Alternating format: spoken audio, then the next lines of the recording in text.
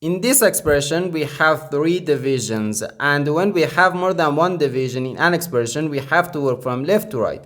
So here first we have to do this division, then this division, and finally this division. Okay, so first this 10 divided by 7 can be written as 10 over 7, then divided by 10 and divided by 7.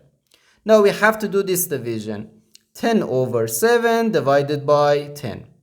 According to the KCF rule, K stands for keep, C stands for change, and F stands for flip. We can write keep the first fraction, change division to multiplication, and flip the second fraction. And again here we can apply the KCF rule. Okay, keep the first fraction, change division to multiplication, and flip the second fraction. Now we can easily cancel this 10 and this 10.